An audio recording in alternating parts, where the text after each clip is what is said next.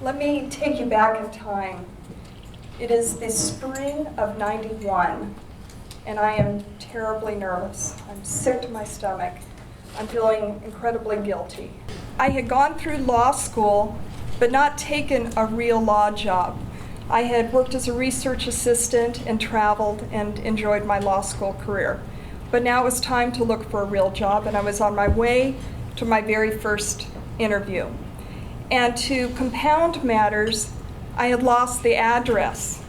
Not a good start. So I went to one of those archaic things called a phone booth, the phone book, quickly flipped through and found the address and arrived on time, so felt a little better, but still terribly nervous. And I met with an individual who happens to be in this room, so I have to call him out, Jerry Gaydos over here in the blue. And again, I was just so nervous, and I thought, okay, we're going to spend some great time talking about me and what I've accomplished. And almost immediately the conversation shifted to what the law was about, what it meant to practice the law in law, what it meant to change people's lives. And it was one of the best conversations I'd ever had, even all through law school. And I thought, well, if this doesn't turn out, at least this has been amazing. It opened my eyes to all sorts of opportunities. So I left feeling a lot better than I walked into that office. It wasn't until I got home that I realized I'd made a terrible, embarrassing mistake.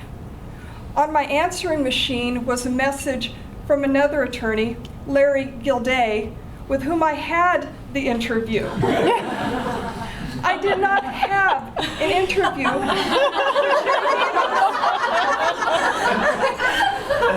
And you can imagine my surprise. And my surprise that someone had been so gracious to this sweaty little law student. Wow, and I really didn't know what to do with that. So of course I didn't do anything other than to let Larry Gilday know that no, I was going to wait and think about things. Well, that was almost 24 years ago. And I never had another interview, and I've never been with another law firm. You know, when we talk about embracing the unexpected, you know, you can plan and you can work hard and you can just be prepared to just be this extraordinary person. But there will be things that happen to you that you never expect. And if they're good opportunities and if they're good people, please be open to them, because that might be the best path you ever take.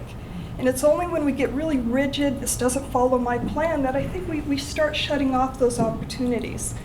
But it's also a humbling experience, because pretty much everything I've done in my legal career has been because of the generosity and support of others like Jerry. And so I know that where I am is because of the professors, my family, etc. And I constantly remind myself and try to keep a sense of gratitude for that contribution. So the way I wanted to structure my talk, I wish I'd listened to you. I wish we'd had these conversations before I started. I would have had much better material for you guys. But I've structured it in my top 10, and I recognize that each of us is in a very unique place, so I'm hoping that you can draw little nuggets of helpful information here and there. And when I say Sheryl 91, I'm talking to my law school self. I thought I sounded strange when I was thinking this through, so that's the format. So number 10, embrace the unexpected. So I was hoping Deb would give me extra points if I used a big word, so I flipped through. But this one is basically a good news, bad news type of advice to Sheryl 91. The good news is there have been extraordinary orators like Winston Churchill, who also had dried mouth like I have right now, who were able to make a big difference in the world.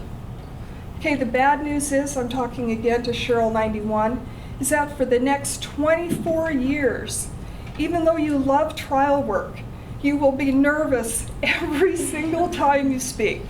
And for me, it's just been something I've decided to deal with, to embrace it. The reason being is because our voices need to be heard. We need to get over how we feel about it and our fears and how we're going to be perceived and be a voice for others. And that's one of the most important things we can do as an attorney, is to help those who cannot speak for themselves. All right, number 8, I heard this, and I'm so encouraged by it. Sheryl 91, just like you folks, was surrounded by folks with high levels of achievement, abilities to carry extraordinary workloads. And the mistake that we fall into is thinking that we can be all things to all people, and we can take those resources that we have and spread them out. But the fact of the matter is we do have boundaries, we do have limits. We do have a limit on our time, our energy, etc.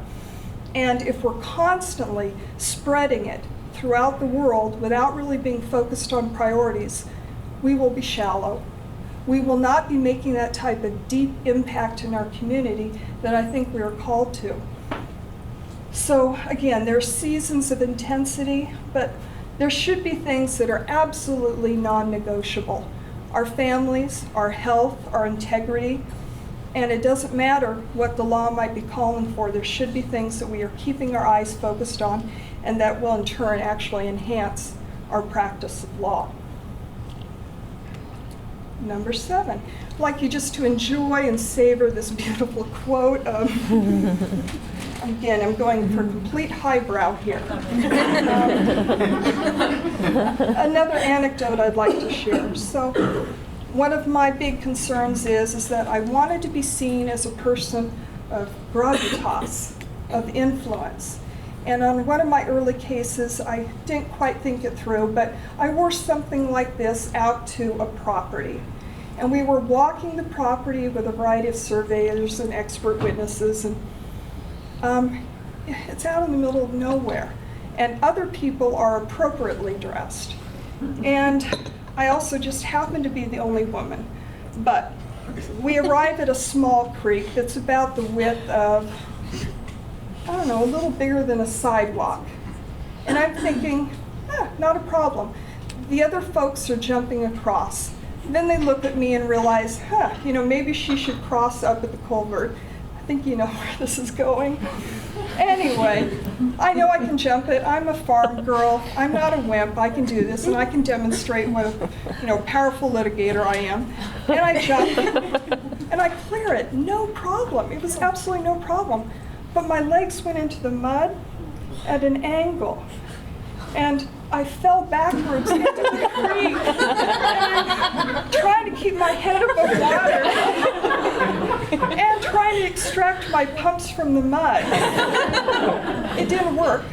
Those pumps are still deteriorating. I'm sorry about the environment, but my pumps are in the mud somewhere. And I crawled out of the primordial ooze and rejoined my compatriots, and just, things like that will happen, and I kept going.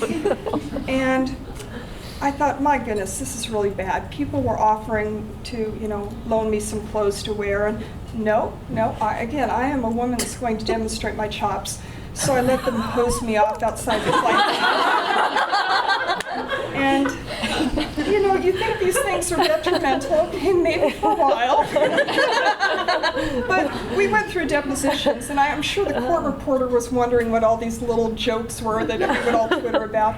And client, they were my clients for years and years and years, and it was just something that actually brought us together. So don't be afraid of having those awkward moments. If you're like me, you seem to attract them. But just embrace them, laugh with people, acknowledge it, and move on. Don't let that, I think someone said, don't let that define you. Sometimes law can be fun. Number 6. This is another thing I still struggle with, Sheryl 91, is that when you can help people and you can make a difference, okay, that doesn't necessarily mean you should in that particular circumstance.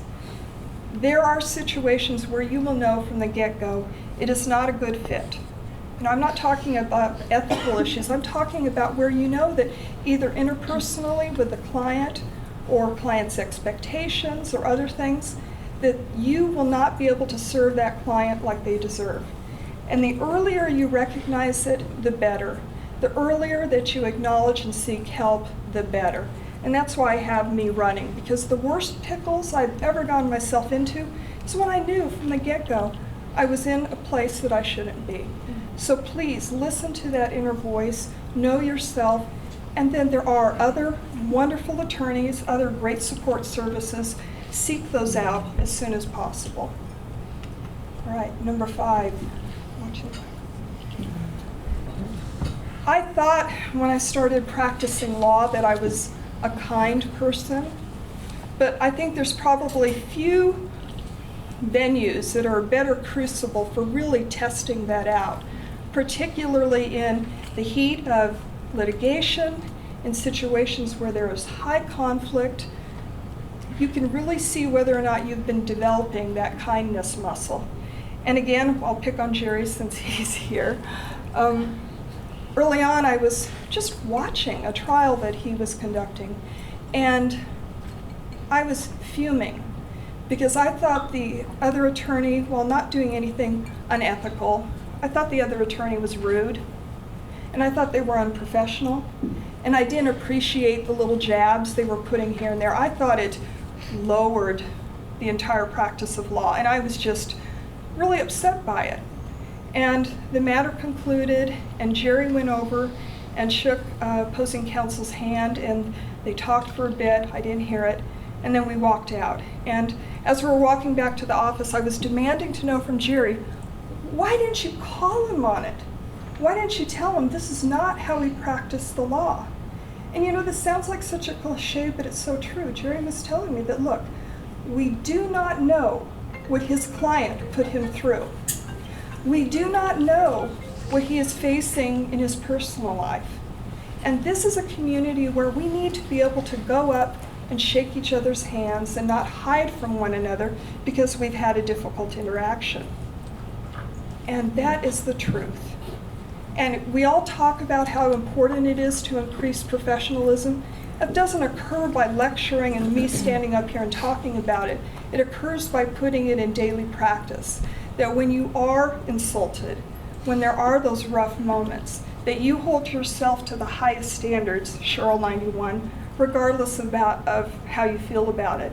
And I was really thinking about this. I'm still fuming just a little about that case, but Jerry demonstrated that this person would not have become any more polite if we had called him to the carpet. And instead, I think it's shaped how I approach the law.